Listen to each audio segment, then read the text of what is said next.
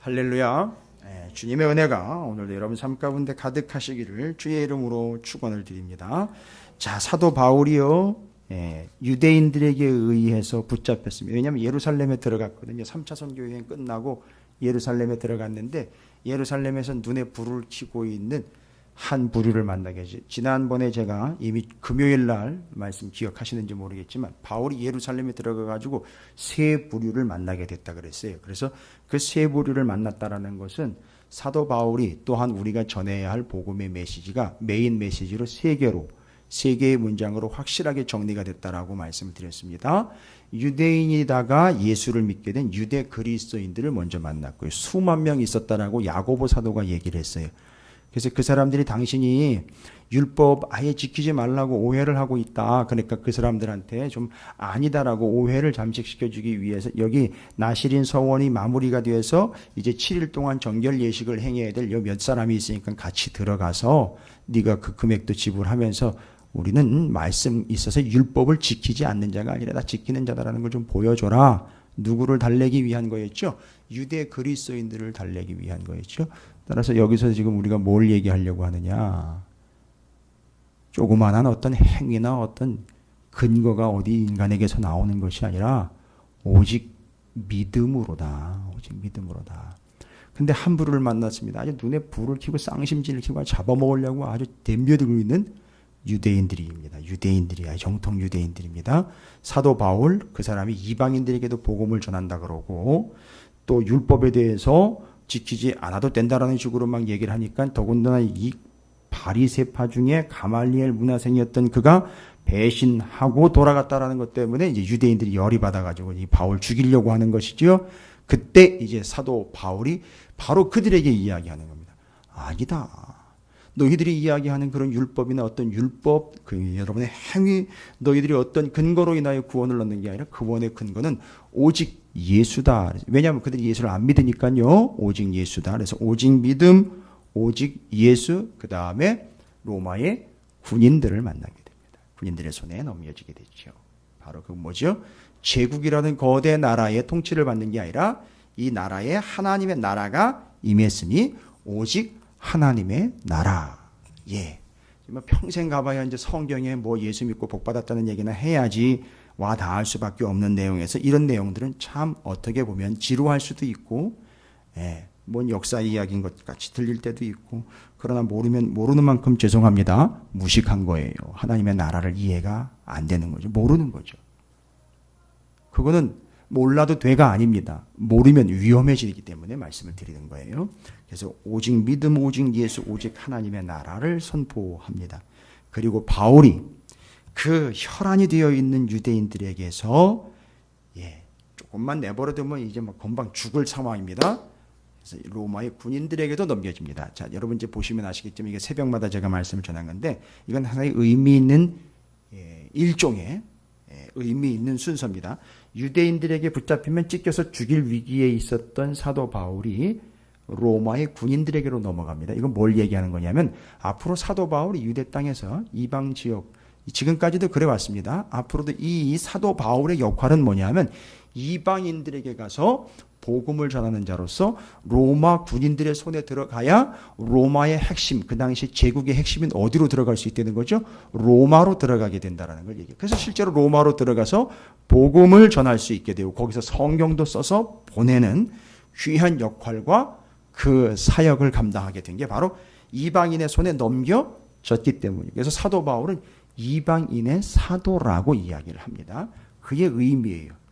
근데 바로 이때 이제 유대인들이 사도 바울을 잡아 죽이려고 혈안이 되니까 그걸 앞뒤 전후를 따져보지 않고 이 로마의 천부장은 사도 바울과 이 유대인들 사이에 도대체 뭐가 문제인가? 여러분 제가 오늘 새벽에 얘기 드린 것 같은데 바울하고 이 히브리인들 잠깐 시간 좀 달라 그랬거든요. 내가 얘기를 할 테니까 우리 동족들한테 얘기를 좀 할 테니까 시간 좀 달라고 얘기를 했는데 유대인들하고 바울하고 이야기를 나눌 때 바울이 무슨 얘기를 했느냐면 히브리 얘기를 했어요. 유대인들 이야기를 했단 말입니다. 그러니까 이게 뭔 얘기냐면 그들의 언어를 했어요. 히브리어. 이제 히브리어라고 그랬는데 그 당시 정확하게 하면 아람어입니다. 아람어. 일종의 방언입니다. 아람어를 썼어요. 그러니까 천부장은 못 알아먹어요. 전혀 이해를 못합니다. 그러니까 이걸 다시 이해를 해가지고 인과관계를 따져야 되니까 바울을 다시 잡아들이는 겁니다. 잡아들여서 그게 무슨 얘기였고 뭐가 문제인지를 이야기하려고 하는데 이 사람들은 엄청 많아요. 유대인들은. 그러니까 바울은 하나예요. 어떻게 하려고 그러죠? 이 문제가 뭔지를 바울 하나 그냥 갖다가 말 그대로 잡아가지고 때려서 신문을 하고 고문을 해가지고 거기서 뭔가를 좀 얻어내자 해가지고 책찍질 하려고 딱 준비를 시켰어요. 양쪽으로 팔 딱 당겨가지고선 책찍 준비했습니다. 책찍, 로마의 책찍 유명하죠? 그 끝과 중간중간에 쇠덩이, 쇠붙이가 달려 있어가지고 한 번 딱 맞으면 살점이 딱딱 떨어져 나가고 살이 푹푹 파이게 되는 그런 채찍입니다. 바울이 지금 그러기 직전이에요. 바울 지금 연세가 어떻게 되는지 아십니까? 청년이 아니에요. 이제 연세가 어느 정도 들었어요. AD 64년을 얼마 안 남겨놓고 있습니다. 이 돌아가시는 때를요. 여기서 죽으면 끝나는 거예요. 그러니까 그렇게 팔을 묶어서 채찍으로 치기 좋게 준비를 세팅을 딱 해놓은 거고 채찍에 탁탁 치면서 준비가 되는 거예요. 이때 바울이 이야기하죠. 니들이 로마 사람인 나를 재판도 하지 않고 벌써 고문으로 들어가느냐. 이야기 딱 듣는 순간 천부장, 백부장이 팔을 떱니다. 그리고 바로 보고 들어갑니다. 천부장한테. 어떻게 할까요? 로마 사람이라는데 뭐라고? 하면서 이야기가 반전이 됩니다. 그게 그 전까지 이야기예요. 그리고 그 다음에 이제 그 천부장 잘 보십시오. 천부장이 뭐라고 얘기합니까? 오늘 30절에 이튿날 천부장은 유대인들이 무슨 일로 그를 고발하는지 진상을 알고자 하여 잘 보십시오. 바울을 하나 잡아서 바울을 하나 해가지고 고문을 해서 무언가 진상 파악을 하려고 했던 그가 생각이 완전히 바뀌어버립니다. 뭐를 소집을 합니까? 잘 보십시오. 거기 뭐를 소집을 했는지요. 이런 게 지금 우리가 센스 있느냐 없느냐인 거예요. 저 사람이 센스라는 표현을 썼지만 성경을 아느냐 모르느냐예요. 후보에 나와 있습니다. 뭘 모았다고 그랬어요?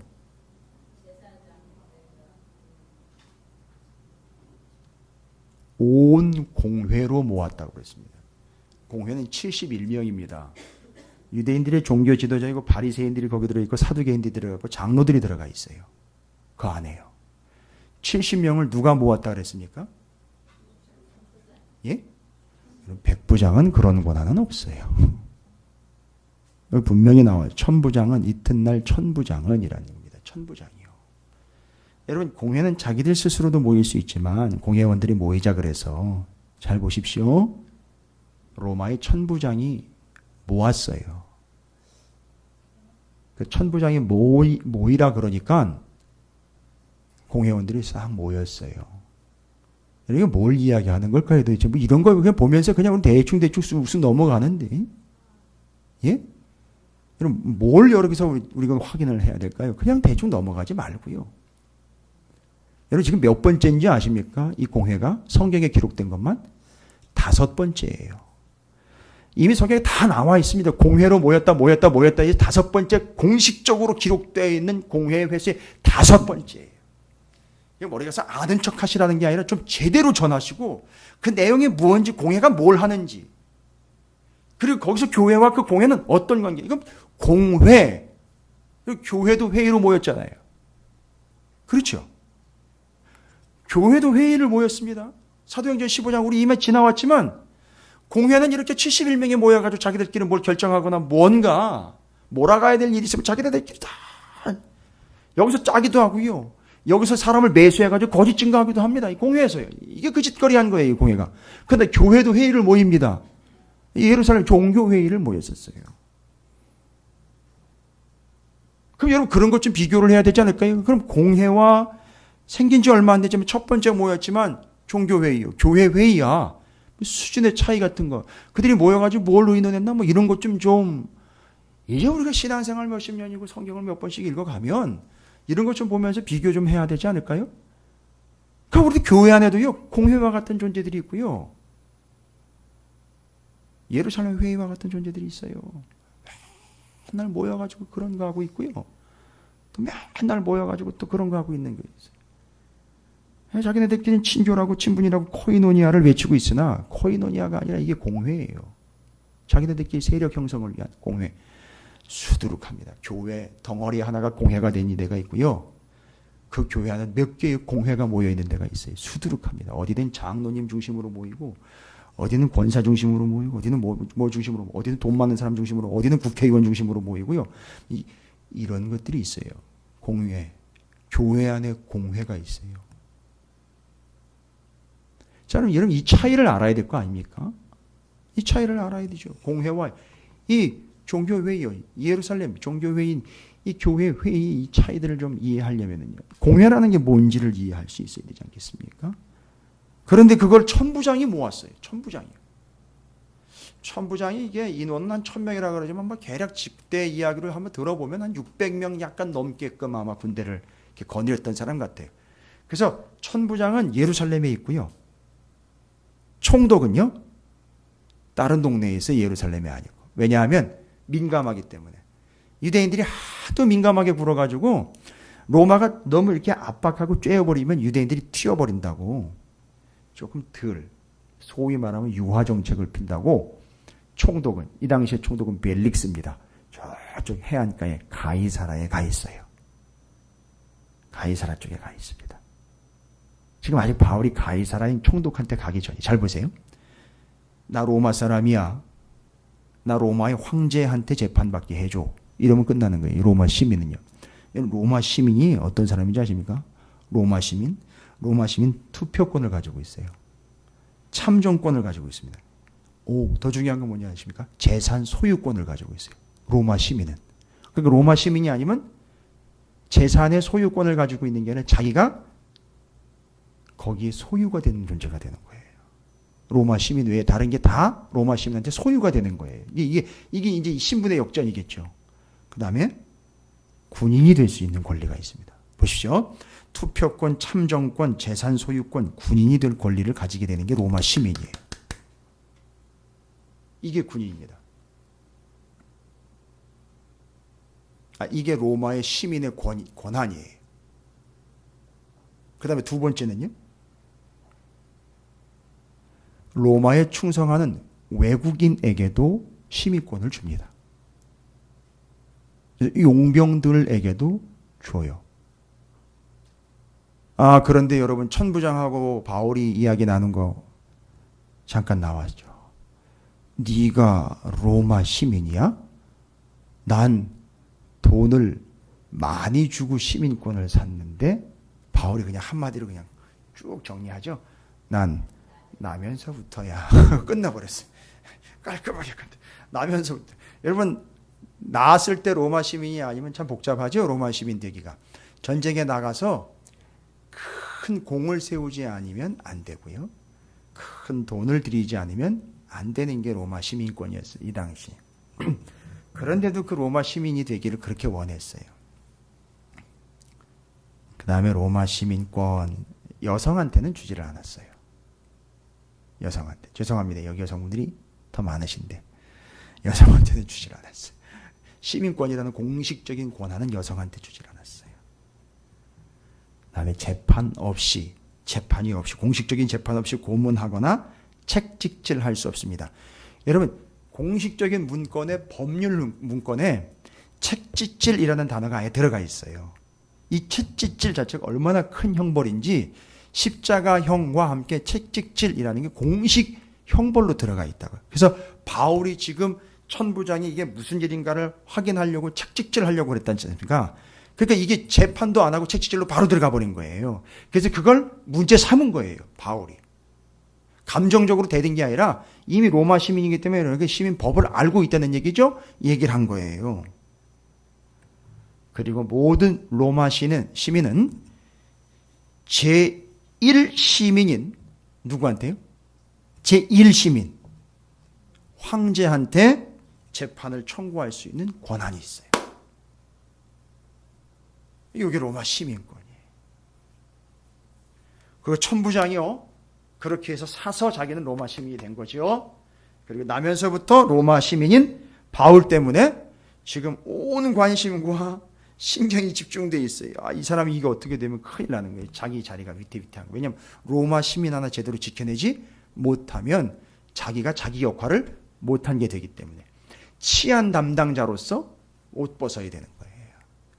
그러니까 뒤에 이야기 나오지만 사도 바울을 잡아 죽이려고 유대인들이 몇 명이나 먹지도 않고 마시지도 않고 길거리에 매복해 있다가 내일 새벽 본문인데 바울을 죽이려고 40명이나 준비하고 있다라고 소년이 와서 얘기해 주는 바람에 천부장이 470명을 대동을 시킵니다.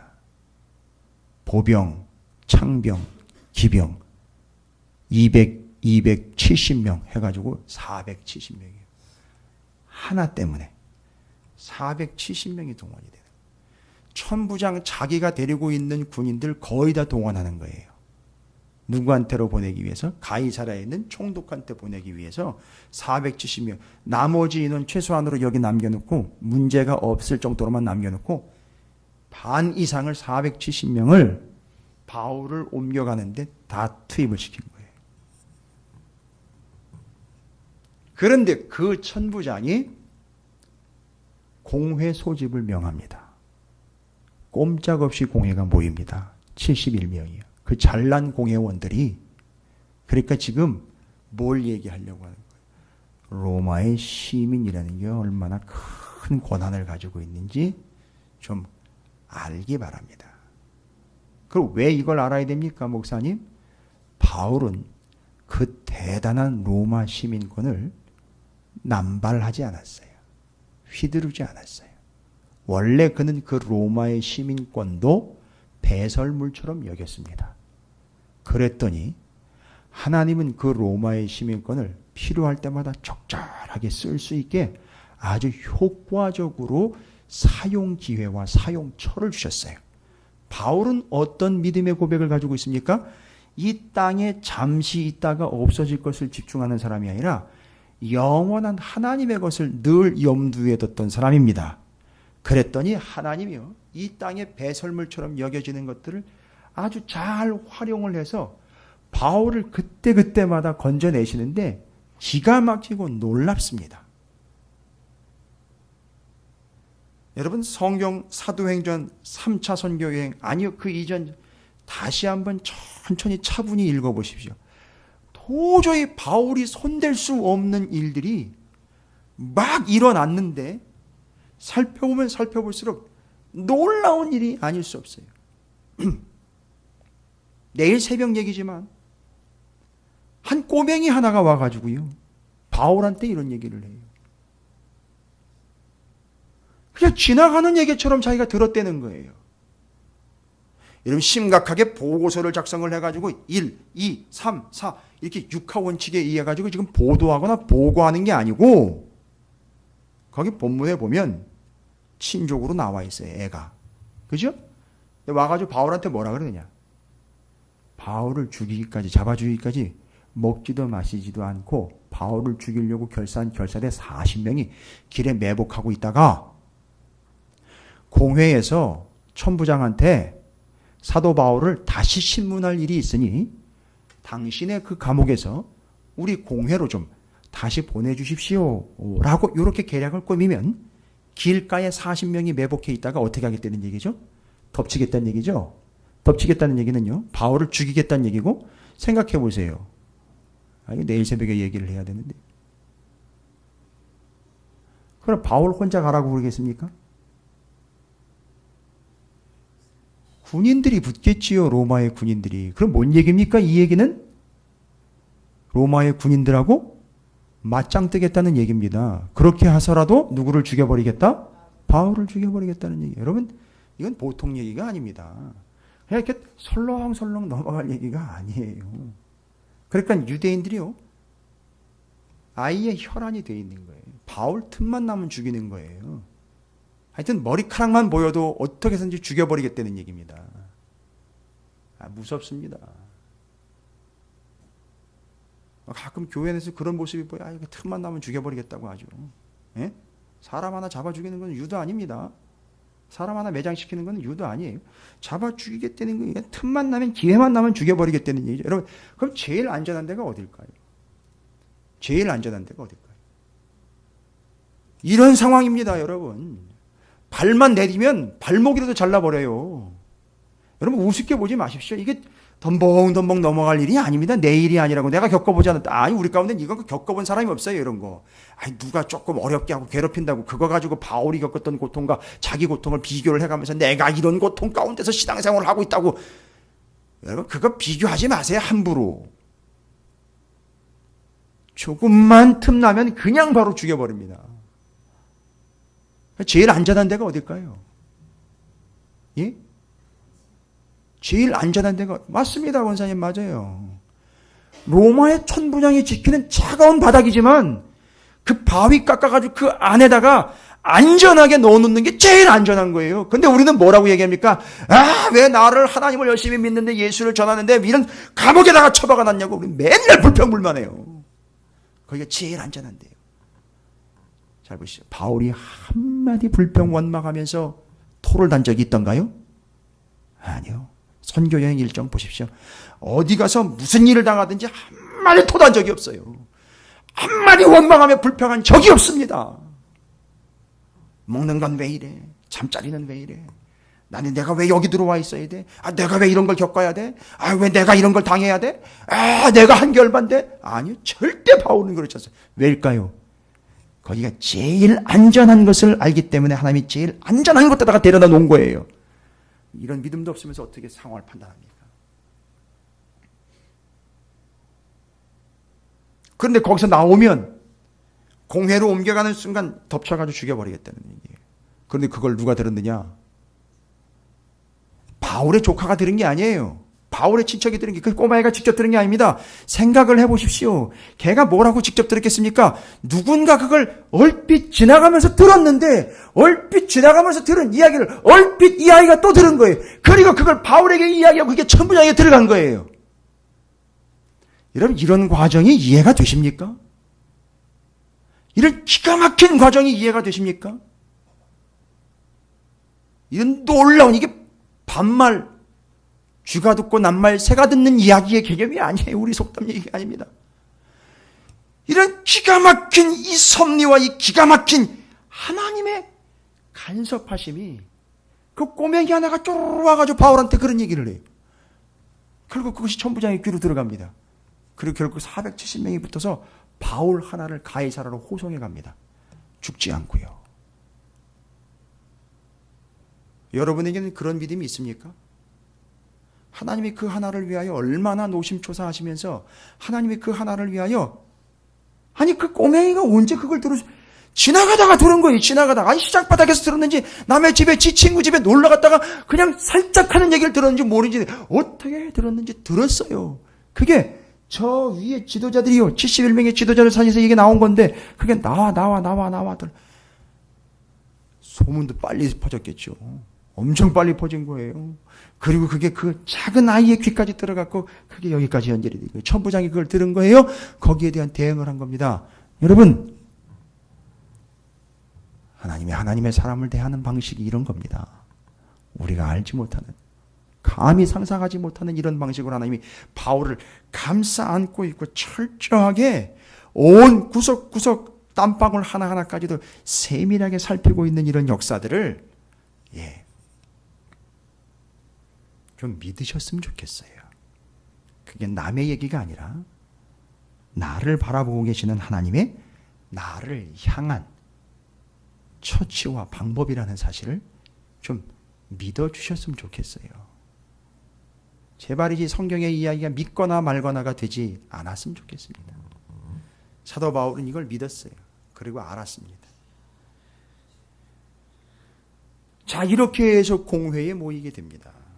천부장이 모이라 그랬어요. 여러분이 공회하면 제가 공식적으로 말씀드린 것 5번이라 그랬죠. 우리 정도는 제가 공회 몇 번씩 얘기했기 때문에 우리 정도면은요, 좀 이 정도는 좀 알고 계시면 좋을 것 같아요. 목사님 그건 뭐 몰라도 천국 가는데 지장 없지 않겠습니까? 예, 지장은 없겠으나 조금 질이 멸멸할 수 있기 때문에 제가 말씀드립니다. 성경이요, 공회가 무엇이고 그 공회에서 역사하신 하나님을 또 모르고 지나갈 수 있지 않겠습니까? 상당히 중요한 얘기가 오늘 기록되어 있는데, 여러분 한번 5번에 걸쳐서 정확하게 기록이 되어 있어요. 공회로 모였다는 게 성경이에요. 아주 정확하게요, 성경에. 여러분 공회가 이제 언제 못 모이게 되느냐 하면, 모이고 싶어도 못 모이죠. 공회, 사두개인과 바리새인들과 민족의 장로들, 지도자들의 모임이니까 이게 모이고 싶어도 못 모이는 때가 옵니다. 언제라 그랬죠? 제가 얼핏 한번 얘기 드린 바가 있는데요, 절대 못 모입니다. 이제 그때 이후로는 못 모여요. 이 사람들은 성전 중심으로 살아가고 있고 또 회당 중심으로 살아가고 있고, 그러다 보니까 이제 성전 중심으로 모여야 되고 성전에서 또 모여야 됩니다. 그러니까 이게 지금 근거지와 또 그 근거가 어디냐? 성전입니다. 그러니까 여러분 이걸 좀 역사적으로 이렇게 추정을 해보세요. 절대 못 모입니다. 언제? 예루살렘 역사를 이야기하시면 되죠. 예루살렘. 조금 멀리 가실 필요 없이 예루살렘. 로마가 AD 마사다 항전이라고 불러지고 있는 그런 이야기들. 죄송해요, 이게 세계사가 아니에요. 이게 성경 얘기예요. 그런데 우리는 자꾸 짜증을 내요. 성경 얘기인데 왜 역사 얘기를 자꾸 하냐고. 죄송해요, 그건 역사 얘기가 아니에요. 히스토리예요. 하나님이 이스라엘을 이끌어 가신 중에 구원의 역사가 제국의 역사와 결쳐져 있기 때문에 지금 얘기 드리는 거예요. 몰라도 그만이 아니라, 모른다고 그만, 이게 아니라 연결이 돼 있어요. AD 70년에 로마 티투스 장군이 예루살렘으로 들어와 예루살렘 성전을 완전히 박살을 내버립니다. 모이고 싶어도 이제는 못 모입니다. 다 흩어집니다. 끝나버려요. AD 70년이요. 들어는 보셨을 거예요. 그때까지도 모이지만 그때 이후로는 모이질 못합니다. AD 70년까지. 이제 얼마 안 남았어요. 근데 성경에 5번에 걸쳐 공회가 이야기합니다. 여러분 첫 번째 공회는 언제 모였느냐? 첫 번째, 마가복음 15장에 나와 있는 예수님, 예수 그리스도를 빌라도의 재판에 넘겨버립니다. 제목은요, 공회에서의 제목과 로마의 재판부로 넘겨버릴 때 제목이 달라요. 또 두리뭉실 넘어가지 마십시오. 일단 공회에서 예수 그리스도에게 무슨 죄를 뒤집어 씌우는 신성 모독죄로 뒤집어 씌웁니다. 예수님에 대해서. 신성 모독죄는 뭐냐? 그가 하나님이고 그가 하나님의 아들이다라는 걸로 신성 모독죄를 뒤집어 씌웁니다. 그런데 거기다가 예수 그리스도께서 이야기하고 말씀하셨던 것을 아주 정치적으로 정략적으로 잘 이용을 해요. 그러니까 상대방이 이야기했던 거 가지고 꼬투리 잡아가지고 그 사람 어렵게 만들어버리는 거, 이런 거 잘하는 사람들이 있어요. 회의 가면 교회에 많아요. 특별히 이런 사람들이야. 상대방이 이야기한 거, 옛날에 얘기했던 거 잘 꼬투리 잡아가지고 딱 잡고 있다가 너 그때 그런 얘기 딱 했잖아, 뭐 이런 식으로 하면서 아주 걸고 넘어지는데, 예, 맞습니다. 아주 공회 같은 인간들이에요. 뭐라고 얘기합니까? 예수가 지가 왕이라 그랬다는 거예요. 이걸 어떻게 완전히 걸고 넘어지죠? 지가 왕입니다. 황제 반역 세력입니다. 라고 빌라도한테 넘겨버린 거예요.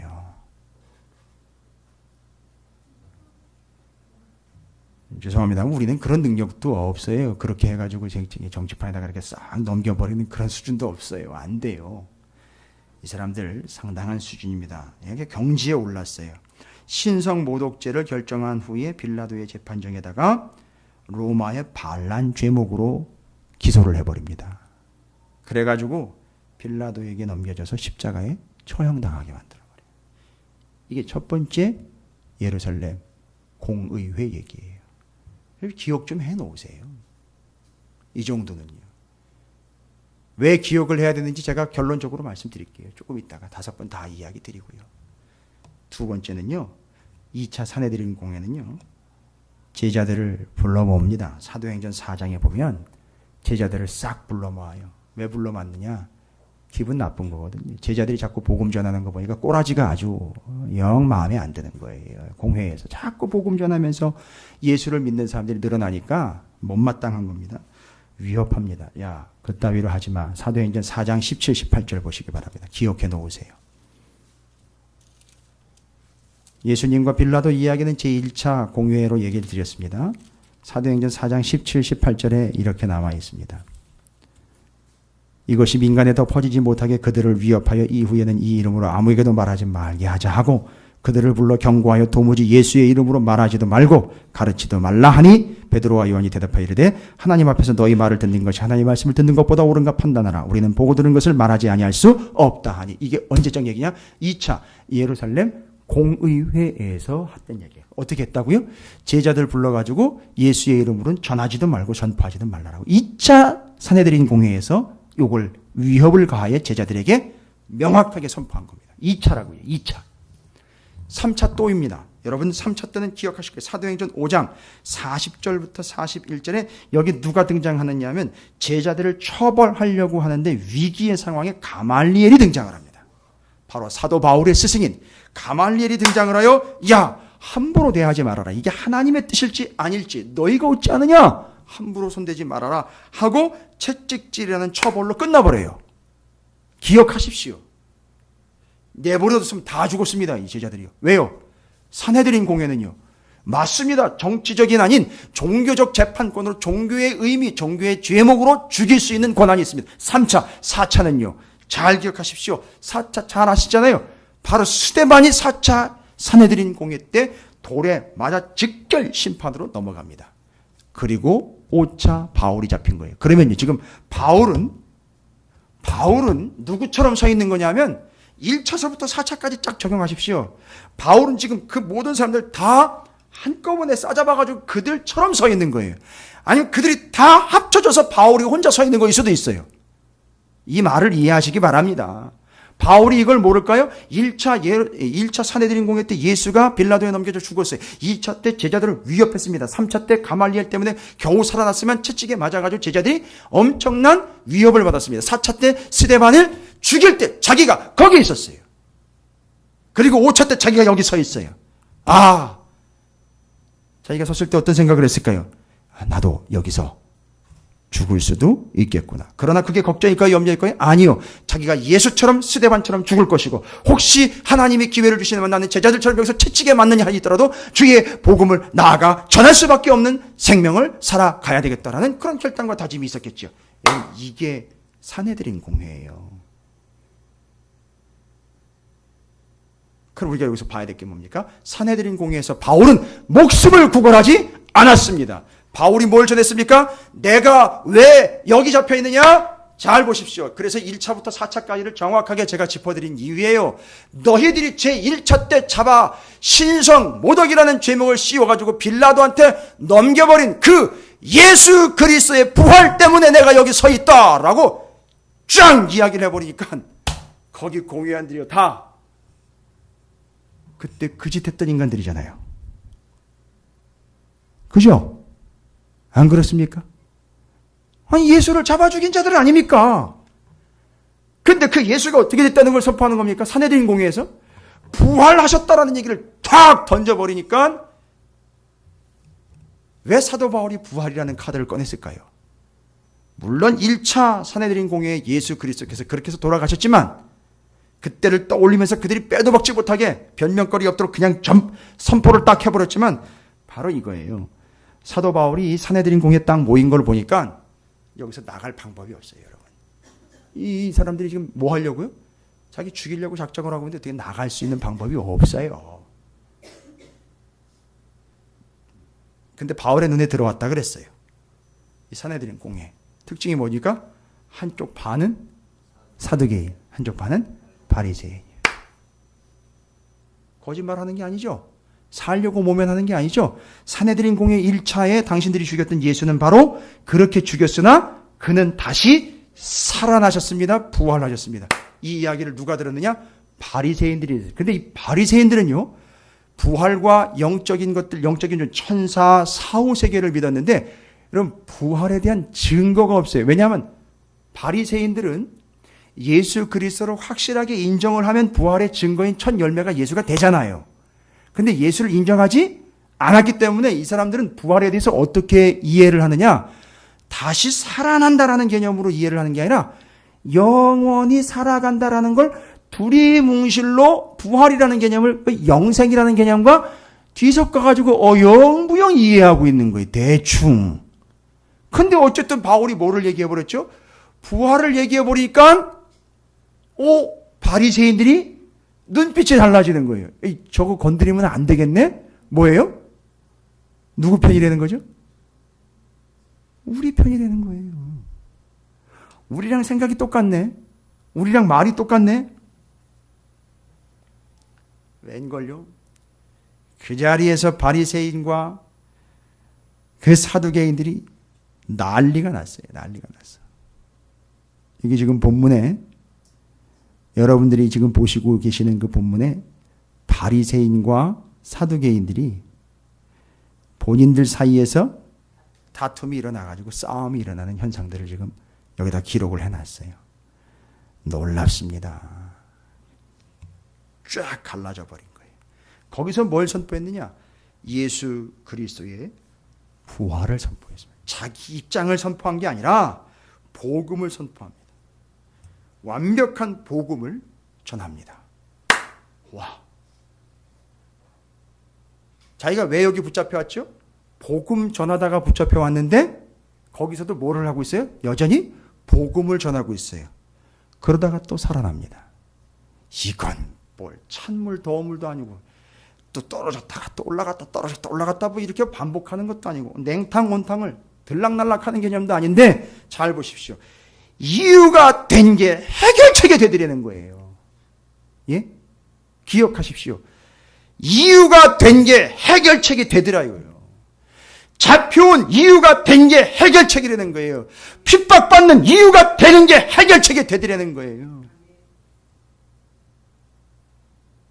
경험해 보신 분들만 아실 거예요.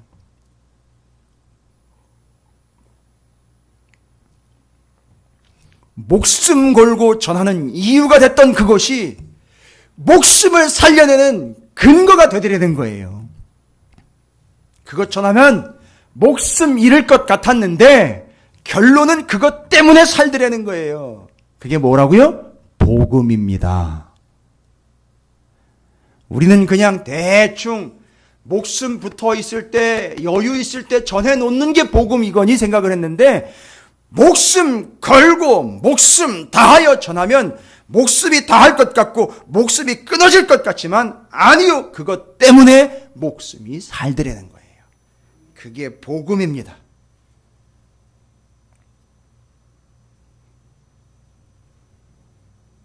그리고 하나님의 짧지 않은 팔을 보여주십니다. 사람들이요. 큰 분쟁이 일어났다고 했습니다. 10절에. 여러분 여기 10절에 큰 분쟁이라는 말은요. 그냥 말싸움 아닙니다. 기억하셔야 될 것은 여기 분쟁이라는 말은요. 주먹 다짐, 폭력을 이야기합니다. 그러니까 바리새인과 사두개인 사이에서 지금 떠올리시면 됩니다. 우리나라 국회를 떠올리시면 돼요. 그거보다 더 심합니다. 왜냐하면 지금 당리당략의 문제가 아니라 이거 지금 목숨 걸고 하는 거예요. 이 사람들이요. 이 사람들도 죽여버리려고요. 아예. 그래서 바울 뺏어오려고. 그러니까 지금 이 사이에서 바울 하나를 놓고 바리새인과 사두개인들이 막 주먹 따짐을 하면서 막 던지고 싸우고 주먹이 막 오고 가고 있는데 그 안에서 누구 하나 팔을 붙잡고요. 한쪽은 바울을 한쪽 바리새인들이 붙잡고 한쪽 사두개인들이 그러니까 지금 그 표현을 이해를 하십시오. 큰 분쟁이 생기니 천부장은 바울이 그들에게서 어떻게 될까? 찢겨질까? 이게 그냥 하는 얘기가 아주 바울 저기 됐으면 저기 찢겨서 죽거나 밟혀 터져 죽겠다 하는 거예요. 지금 얼마나 심각한 상황인지 아시겠죠? 에이 이래 주구나 저래 주구나 이런 얘기 아니에요. 지금 이거 바울을 놓고 여기서 찢기고 저기서 찢고 막 난리가 난 겁니다. 그리고 가만 내버려두면 밟혀 죽습니다. 그러니까 천부장이 뭐라고 얘기합니까? 저 같으면 찢겨질까 하여 군인을 명하여 내려가서 무리 가운데 어떻게 했다고요? 빼앗아 가지고 영내로 들어가니라. 할렐루야. 여러분 저는 이 10절 말씀이요. 전율이 느껴졌습니다. 천부장의 정치적인 판단이 아니라 하나님의 긴 팔이 그 찢겨지기 직전 밟혀 터지기 직전에 있는 사도 바울을 어떻게 하는 겁니까?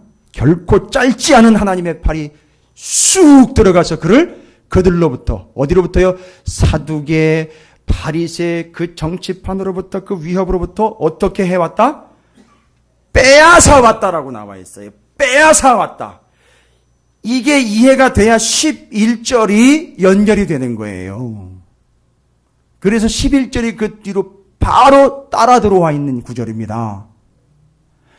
하나님의 짧지 않은 팔이 그 안으로 깊숙이 들어가가지고 거기 찢겨질 위기에, 터질 위기에 있는 사도 바울을 들어가 하나님이 빼앗아 가지고 나오신 거예요. 우린 빼앗는다 그러면 남이 가진 거, 뭐 주머니에 있는 거나 빼앗는, 죄송합니다, 삥 뜯는 이야기나 하지요. 아니요. 하나님이요, 하나님의 사람을 그들로부터 빼앗아내는 이 장면을 기억하시기 바랍니다. 기억하는 분 반드시 이 상황에서 이 구절이, 이 장면이 당신의 고백이 될 줄로 믿습니다. 그리고 11절, 빼앗아 낸 그분이 직접 얘기합니다. 그날 밤에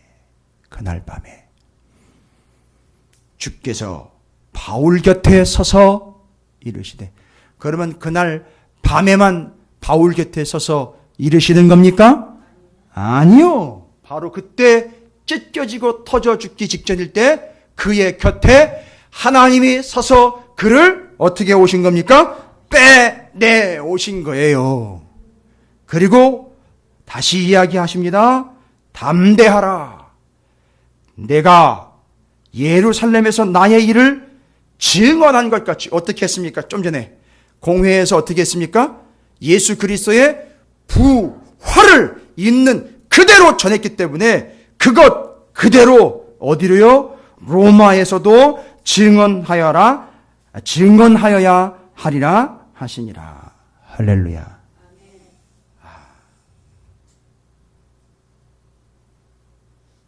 여러분, 뜨개질 잘하는 분들 이거 손 보셨어요? 손놀림? 뜨개질 잘하시는 분들. 제가 한 번은 고향 동네 청년이지. 제가 그 부목 시절인지 단독 시절인지 기억이 안 나는데,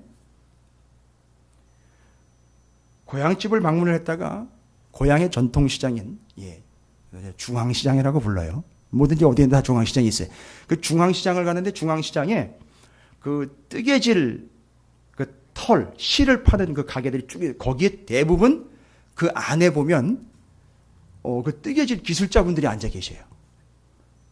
주로 여성분들이 쭉 앉아 계셔가지고 털 파는 데, 그 실 파는 데서 이걸 막 하고 있거든요.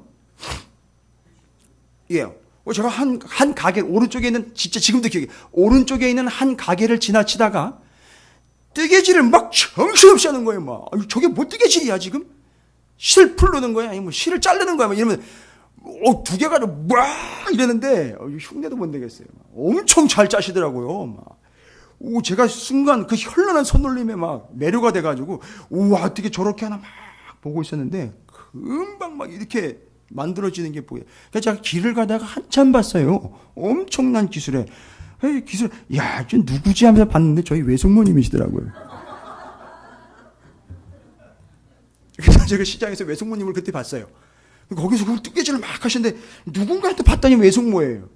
뒤로 돌아 앉아 계시고 이렇게 막 하는데, 그리고 잘 이렇게 자세히 보니까 저희 외숙모님이 뜨개질을 진짜 잘했거든요. 나중에 관절염 때문에 이걸 못 하셨는데, 제가 왜 이런 얘기를 드리냐.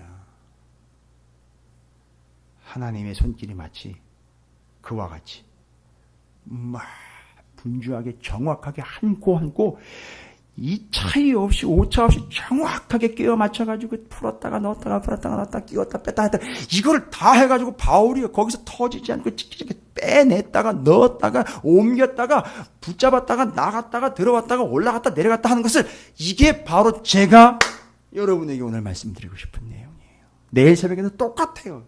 여전히 끊이지 않는 하나님의 뜨개질 솜씨가 하나님께 누가 될지 않을지 모르겠어요. 이 하나님의 그 구원의 뜨개질이요, 얼마나 예민할 뿐만 아니라 긴밀하고 정확하고 빠르고 분주한데 정확해요. 빠른데 오차가 없어요. 한 땀 한 땀이 정확하게 짜집니다. 또 저희 집안 얘기가 자꾸 나와요. 저희 돌아가신 할아버님은 그 발을 잘 엮으셨어요. 발. 이게 돌멩이 이렇게 걸어가지고 이게 쭉 이게 그 대 긴 거 놓고 이렇게 발을 그걸 상당히 견고하게 잘 엮으셨어요. 제가 어렸을 때 그거 엮으시는 걸 제가 여러 번 봤어요. 그리고 쌀이나무 이런 거 엮으시는 거 정말 끝내주고, 새끼줄 엮는 거 진짜 끝내주게 엮으셨어요. 저희 할아버님이. 저는 한 번도 안 해봤어요. 구경은 해봤는데. 그러는 거 진짜 정확하고 철저하게 잘 꽈가지고 한 치의 오차없이 긴밀하게 마치 기계가 짜는 것처럼 착착착 짜가지고선 사도 바울이 어느 틈인지 모르게 그들로부터 나와 있어요. 여러분, 이게 남의 얘기가 아니에요. 이게 복음을 전하는 자들의 이야기입니다. 우리의 이야기이고 복음을 전하는 전도자인 나의 이야기가 되어야 될 줄로 믿습니다. 여기 나와 있는 하나님의 말씀, 그날 밤에 주께서 바울 곁에 서서 이르시되 담대하라. 내가 예루살렘에서 나의 일을 증언한 것 같이 로마에서도 증언하여야 하리라 하시니라. 와우. 사도 바울이 이제 명확하게 자기가 어디로 가야 되는지, 왜 가야 되는지 정확하게 정리가 된 거죠. 그러니까 바로 이 이후로는 정확하고 명확하고 낭낭한 목소리로 아주 또박또박 뭐라고 얘기를 합니까? 내가 어디까지 가야 되겠다? 로마까지 가야 되겠다. 천부장한테 가이사라에 가서 총독 벨릭스한테 정확하게 똑부러지게 얘기합니다. 나 황제한테 재판받게 해달라 하고 그때 아쉬운 얘기를 해요. 저가 재판을 요구하지 않았다면 여기서 풀려날 수 있었을 텐데, 이런 식으로. 그러나 바울은 정확하게 이날 밤 이 이야기, 자기가 찢겨 죽이고 갈려 죽기 전에 하나님의 팔이 정확하게 그를 끄집어냈던 것들을 정확하게 이해하면서 본인은 주님이 말씀하신 것, 그날 밤 곁에 서서 담대하라, 여기서 한 것처럼 로마에서도 해라. 여기에 바로 그가 받은 사명입니다. 그래서 사명이 있는 자는 죽지 않습니다. 로마까지 갈 때 얼마나 큰 은혜였습니까? 그래서 제가 오늘 새벽에도 얘기한 건데, 그냥 우스개 반, 진짜 반이지 않습니까? 사도 바울이 로마의 죄수가 돼가지고, 그렇죠. 아직 재판받기 전이니까 이제 판결이 나지 않은 상황이긴 하지만 죄수의 신분으로 로마까지 갈 때 여행 비용 한 푼 안 되고 로마가 다 되고, 로마가 배도 갖다 대고, 그렇죠. 로마가 보호해주고, 물론 파선은 한번 경험합니다만 파선 경험은 로마에게 경고의 메시지를 준 게 아니고요, 바울과 그 사람들에게 확신을 준 거예요. 그래서 거기 있는 사람들이 예수 믿게 만들어버린 거죠. 같이 간 거예요. 혼자 가면 외롭지 않습니까? 그 사람들이 로마에 도착해가지고 예수 믿는 동지들이 됐다는 얘기인 거죠. 그래서 로마가 돈 다 대주고, 로마가 닦아놓은 길, 로마가 쓰는 공용어인 헬라어를 쓰면서 복음을 손쉽게 전할 수 있었던 것, 이게 다 하나님의 뭐였다? 뜨개질이었다. 이해가 되십니까? 이걸 보시기 바랍니다. 한 코 한 코 하나님이 정확하게 떠서 그 이치와 악의와 그 순서가 다 맞아떨어져가는 이 과정들 속에서 바울은 그 하나님의 정확한 개입하심과 역사하심, 주관하심을 경험하게 되었다. 절대 포기하지 않고 낙담하지 않고 하나님의 뜻에 자신을 맡겨 자신이 어떤 실이 되든 엮여지고 어떤 코가 되어서 들어가든 하나님의 손에 붙잡힌 바가 되어서 하나님의 증거, 복음 증거를 생명으로 얻고 그렇게 완수해냈던 그 이야기가 이제 마무리 부분으로 갑니다. 예루살렘에서 잡혀서 가이사라로 가야 되고, 가이사라에서 로마로 가는 이야기까지, 사도행전 28장의 이야기까지 이제 많이 남지 않았으나 어떻게 하나님이 그 구원의 뜨개질, 역사의 뜨개질을 손쉽게 빠르게 정확하게 짜가시든지 여러분도 한번 경험해 보시기 바라겠습니다. 바로 우리가 그 손에 붙잡힌 씨줄과 날줄과 같은, 그 뜨개의 줄과 같은, 그 바늘과 같은 존재가 되어 하나님의 구원 역사를 이루어가는데 온 삶과 뜻을 내어드리고 하나님이 함께 하시는 여러분 모두가 되시기를 주님의 이름으로 축복합니다.